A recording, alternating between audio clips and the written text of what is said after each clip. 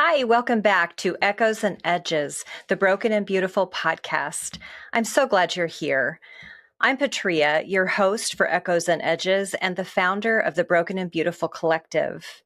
Today, we're going to be talking about how inner work changes the way we love. And the Broken and Beautiful has a theme this year called Rise With Us, Voices That Lead, Stories That Heal. So in that theme, we're talking about this idea of how inner work changes the way that we love. And what we mean by that is not reacting louder or becoming, bigger or necessarily more rebellious, except when that's, needed and a big yes inside. But rather, we're talking more about becoming more integrated, more honest, and more whole. And so I am delighted that Laurie Proctor is here with us today because I can't think of a person I'd rather have talk about this topic than Laurie. And so if you don't know Laurie, you can find her at sothat.com.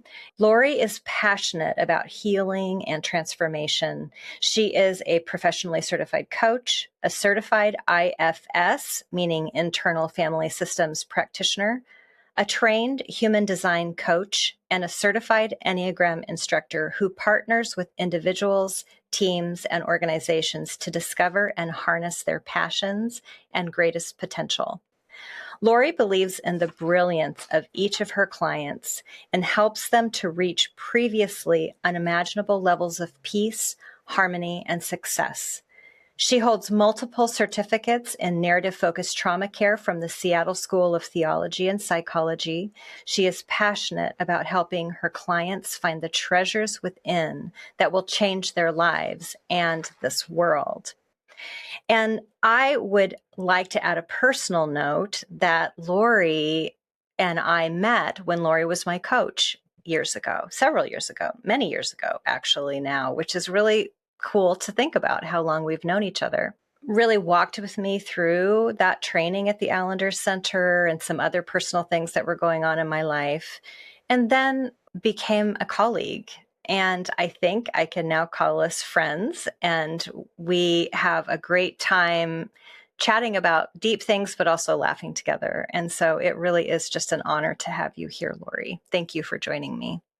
Oh, Patria, thank you for having me. And I love that we went from coaching to colleagues to friends. And I truly do consider you a dear friend, and you crack me up. So I don't know if your audience knows how funny you are, but you are very funny.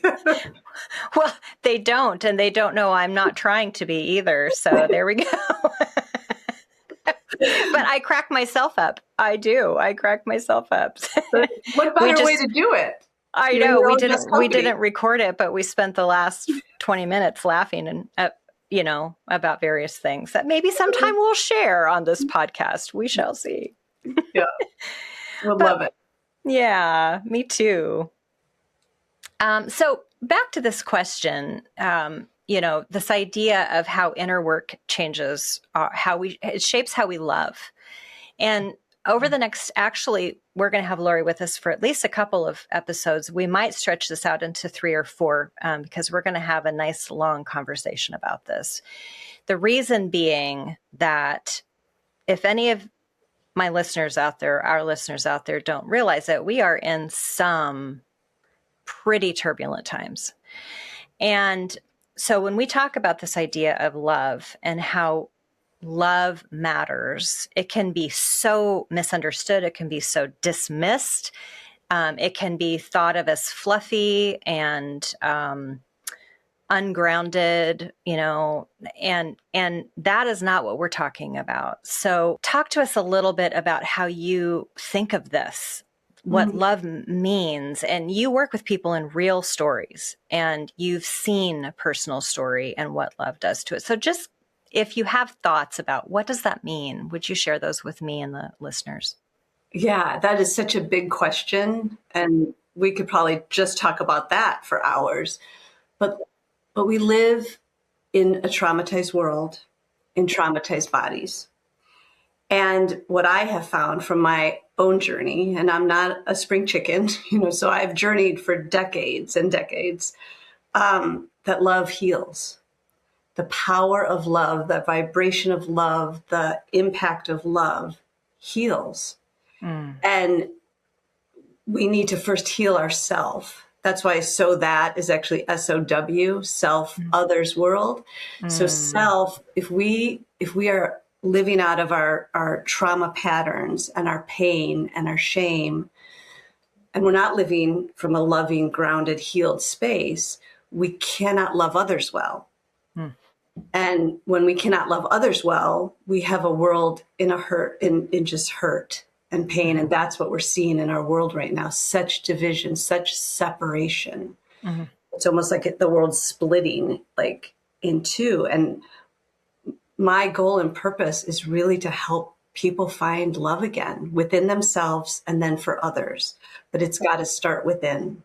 And I always think of the scripture about, when Jesus, so I forget who asked, I'm terrible at that stuff, but someone asked him, what's the greatest commandment? Well, love your God with all your heart, mind, and soul, and love your neighbor as yourself. But if we don't start with ourselves, if we don't love ourselves, we're certainly not going to love our neighbor, and we're certainly not going to know what it means to love God or receive love from the divine. So I don't know if I really have a definition for love, but I know that it transforms, it transforms us, and it can transform our world. And this is why I trust you, because people who say, I know what love is, really run, don't walk, right? This is a big topic that we're taking on. I mean, it's not a topic, it's an experience, it's a transformational process. And it's a lifelong process. Yes. I don't think I've ever been oh, I got it now. It's a work. We're works in progress. We're human. We might heal one giant story of trauma for another one to then start. So it's a process. And if someone says, oh, I found the answer, well, then that's not the spiritual teacher or the guru you're looking for. That's for someone sure. with an ego. Yeah. You just said that's someone that's an ego. So talk to, this isn't on script, but I do feel like it's important to talk about self-love, because I am a recovering self-love skeptic, and I would have happily jumped on the bandwagon of evangelicalism that says that's not, blah, blah, blah, blah. That's not what this means. And here's the blah, blah, blah. And here's the blah, blah, blah. But I have come to understand the power in coming back to myself, and not just merely for efficiency purposes, but for love, for acceptance, for like we were laughing about this little squishy 12-year-old me that loved to wear overalls with Winnie the Pooh. I mean, it was just a train wreck in the making in terms of social, status at 12 years old. And yet that, that we can laugh and cry about her at the same time is that it's that purpose, it's like going and grabbing those parts of us that we've had to exile or disconnect from because they weren't acceptable for some reason. And then we can't bring ourselves fully into relationship without them, right? That's Anything right. else you would want to say in terms of what this? Yeah. Well, first what of all, your little 12-year-old Winnie the Pooh overall wearer is precious, and she knew she is. Right? She knew what she loved. Yes. Regardless of what the potential bullies that were going to beat her up for wearing the overalls. That's right. Right? She knew what she loved. So that is self-love, I like this, so I'm going to wear it. So in IFS, internal family systems, there is what we call self. And I would equate self to love, but it's much more complex to that. But it's the divine within us. It's that spark of divine intelligence. That's self, and that is love. And so in IFS, they have 8 characteristics of what self is, and they call it the 8 C's. And I don't even know them offhand, but it's like curiosity, calmness, compassion, courageousness, connectedness, clarity. And I know I always miss one. There's other ones. Confidence? Is confidence one of Confidence? them? Yes, confidence. I think that's 7. I don't know the other ones. There's one more. And so if you're in that state of being, like in a really calm, open, like open-hearted state for someone else, that's self-energy. And self-energy is love in action. And so when you're met with someone in self-energy, like I remember I'd get out of my training and I would be so filled up with like joy because it was like we were all harnessing our self-energy. And it's got a ripple effect. Like you could feel it.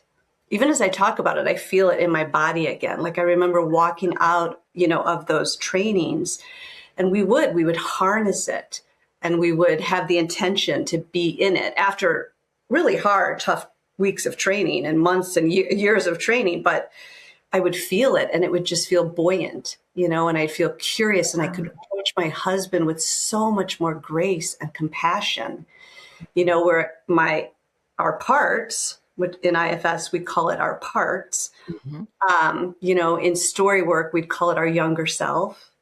In the Enneagram, we would call it our patterns, that are neurobiologically wired. That's not self, that's survival. And we're just human, so we do have an ego. We can't not have an ego. But when we've been harmed in our stories, we're going to be functioning out of our different parts instead of ourself. But when we can start to have self meet the parts, and not an outside force, it's an internal job. And yes, we need others to hold a mirror and to say, well, this is what I see. And because we do need others, we're herd animals. We live in a herd. And so self-energy, I do equate to our highest, wisest, most loving self. But no demand to find it. It's got to be uncovered. You got to do the deeper work. You got to dig in the roots of your story and be met with love and compassionate witness. So that's also what I consider self. It's the compassionate witness to your harm. And we do need others to get that going. Yeah, to almost model it for us.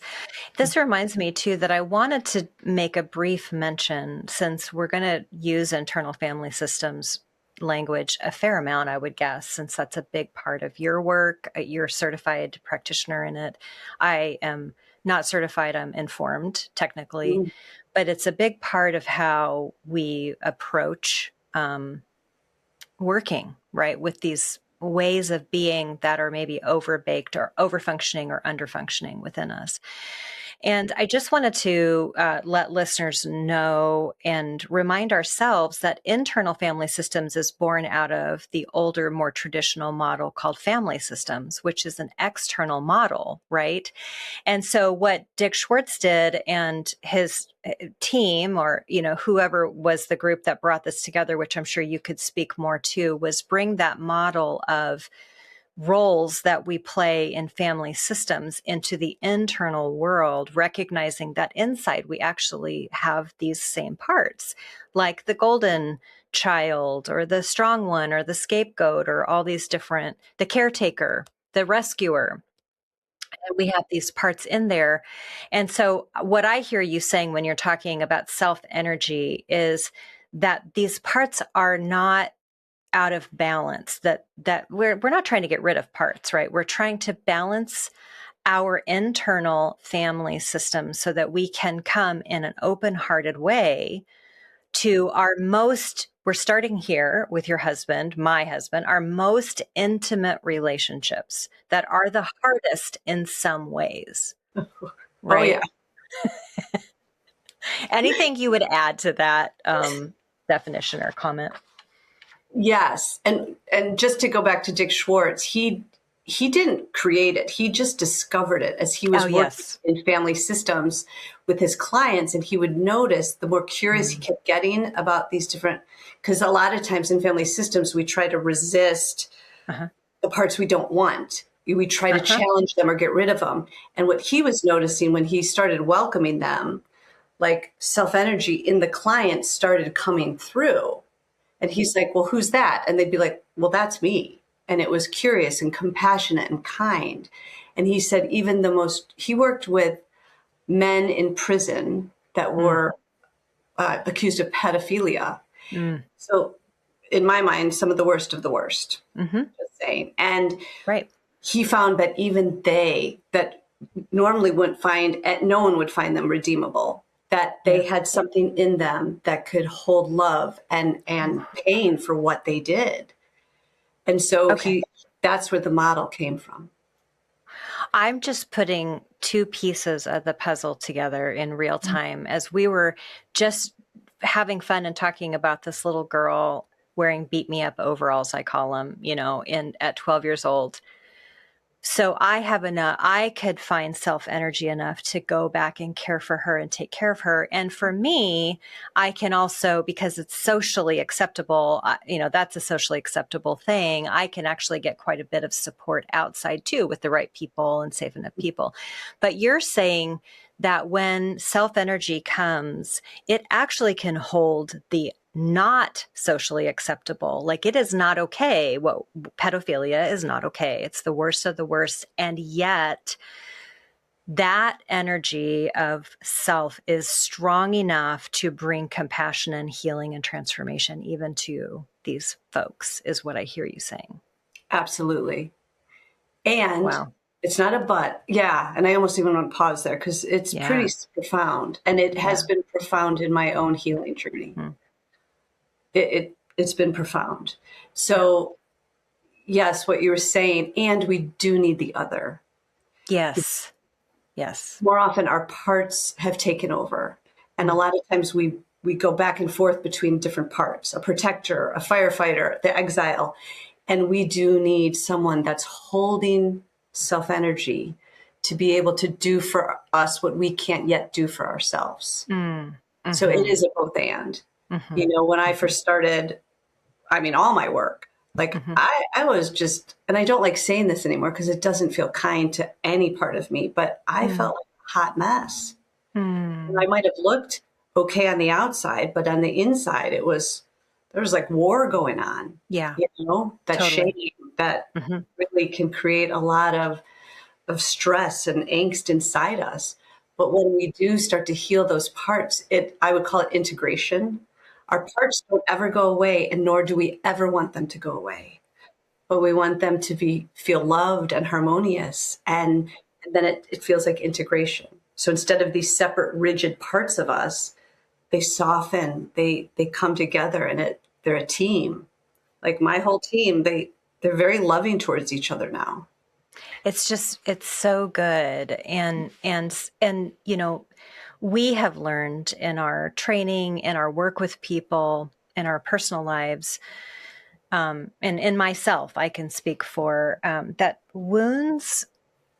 pain seeks expression somehow, right? It does find its way out. Like if it's not tended to, it finds its way out. And this is a little bit of a caveat, but since a lot of our listeners are Enneagram savvy, I want to just mention that generally speaking, the gut, heart, and head center have more missed certain developmental needs than others. So it's not that any of us are perfect parents or had perfect parents or could be, but it's the idea that the gut center, for instance, felt being unheld or not being held more deeply than the head center children or the heart center children. And the heart center children felt lack of mirroring more deeply. It impacted their wounds more deeply than the gut center or the head center. And then for the head center,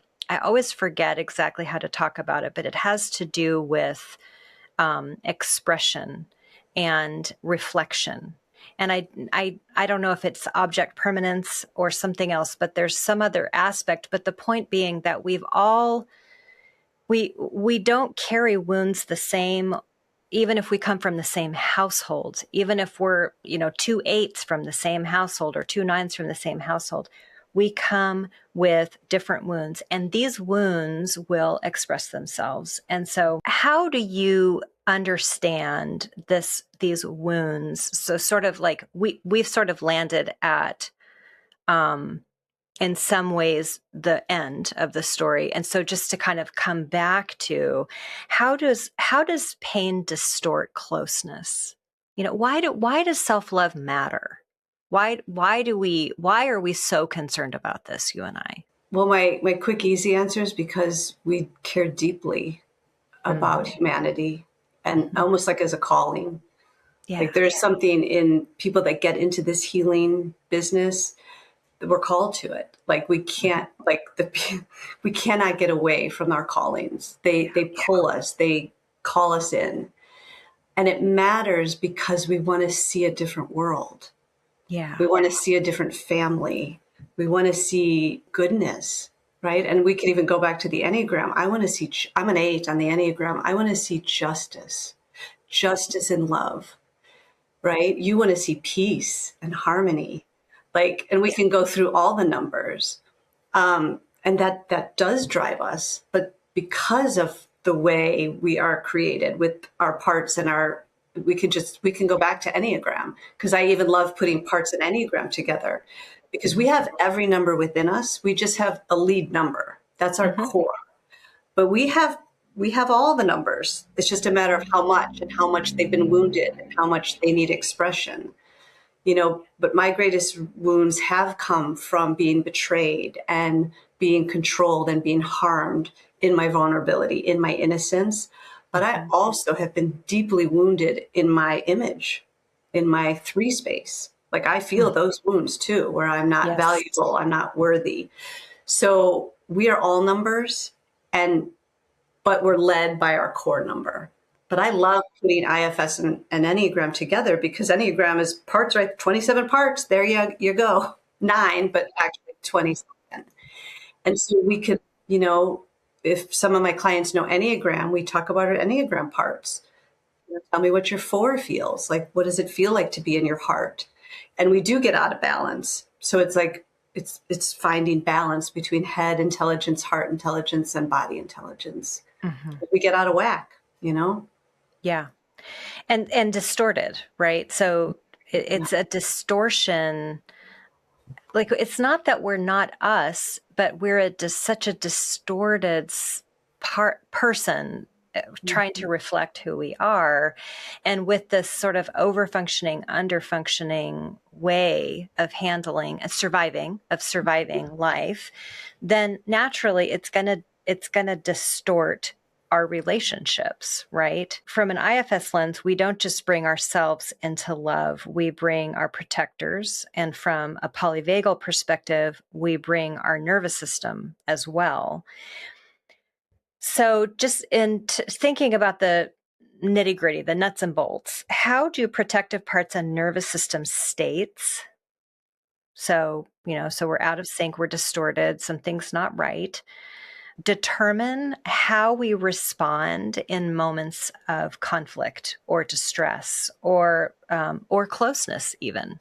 So I think I just want to start with myself, because I like story and I like to learn and teach through story. So in my own nervous system and body, like my nervous system has been completely out of whack for a very long time. And I didn't know it though, because I felt my 8ness felt very strong and powerful. So, but the way it came through me, my dysregulation was I had to be in control. I had to control. Like if I could control everything about everyone all the time, especially my people, my kids, my husband, then I'd feel okay. Right? I can then rest because I'm controlling it. Well, that's a part of me. That's my manager 8ness, right? And so I didn't realize how much actual dysregulation my body had. And I am a body person, but sometimes I think you and I have talked about this. It's the last frontier. because Yeah. we're in it. It's hard for us to see it. I could see when my mind's unproductive thinking. I can Right. see that and catch that. Yep. Oh, wow, I'm really going down a rabbit hole. Yep. I can pull it back in. And my heart, I could see, oh, I'm not vulnerable right now. I'm protected. It feels like I don't feel my heart. I don't feel that innocence. But the body, until I got my aura ring, truly, and it would tell me, like, you're stressed right now. And I'd be like, I don't feel stressed because I didn't have, like in the heart center, you might get palpitations in your chest. You might feel deep grief. There'd be different, or in the head center, like my son's in the head center, I see his anxiety. Like he has anxiety that dysregulates him. And for him, he's a 5, it shuts him down. Whereas my daughter's anxiety, like she can't stop, like she's dysregulated. And so for me, it was just a little harder. So it's so personal. Mm-hmm. I just want to turn it back to you, because how do you experience being out of that window of tolerance, or your nervous system being dysregulated? Like what informs you? Yeah. Well, like you being in the body center as a type 9, and we're both social subtypes. So there is a pretty big overlap in the way that we see the social construct, which is part of the calling and passion. I think that we share and understand each other around. I would say as a social 9, I can relate to everything that you said, right? I can relate to controlling. I can relate to controlling my most intimate people. It's the way that I do it that's different. So my way is sloth. It's going to sleep to myself. And so it's like needing less, getting smaller, pulling back, making room for the peace to come. It's like just getting out of the way and distorting. And I honestly had no idea that I was doing that. I did not have the self-awareness at all until I ended up, and this story, Laurie, that I ended up in emergency surgery. Like my body quit working. It's like, no more, done. I know. And so that's, that, and I'm even just sitting here like scooting around in my chair because I'm working to come back aware. It is not natural to pay attention to the pain in my body. That's right. just the way that I just get dysregulated. You too, you can relate to that. Yeah. Well, I know, because your focus of attention is everyone else. That's right. Yeah. So to pay attention to you as a 9 is, yes, of course, you're asleep to that. It's part of the path, right? Yeah. Yes. Right. And I was laughing because I didn't know I was controlling. And my husband would be like, you're being a little controlling. And then the anger would come out. And we'd be in fight. I'd go right to fight. Don't tell me I'm controlling. I'm not controlling. I'm doing what I'm supposed to do. I'm helping love you well by controlling you. Yeah. Oh, this is so good, though, because this is such a great example of how it would play out differently. Because inside as a 9, as a social 9, I'm thinking very much the same thing. I just will never express it out loud without invitation, right? And so there's that pulling, it's the withdrawal stance or the aggressive stance or the move towards stance, right? And so it is so interesting to me. So if you're listening to this and you are identifying or you're curious about how maybe you relate to how your heart is missed or how your mind is misunderstood even, pay attention to that and be curious about it. And what question would you have for listeners, Laurie? What's the question right here? Like, how do they move? Do they move towards with compliance and maybe some people pleasing? Yep. Do they move away from in withdrawal and avoidance or falling asleep to? Or do they move, and I don't like aggressive, I like assertive. Assertive, yeah. Yeah, and when I teach Enneagram classes in person, I'd be like, a 7, an 8, and what's the other assertive number? A 3. They know where they're going and they're going to go there. Yeah. So if you're in their way, you better step aside because we know where we're going. It's forward and it's assertive. And controlling at times, like when we're in our lower levels, when we're functioning out of our trauma. So Sure. that would be But a withdrawal curious, is just as controlling. It's just a different way, by the way. just a different way. So I would ask your listeners to just check inside. Like, do you withdraw? Do you comply? Or do you get assertive, aggressive, and like, here's the way I'm going and don't get in my way? So that'd be a good place to start.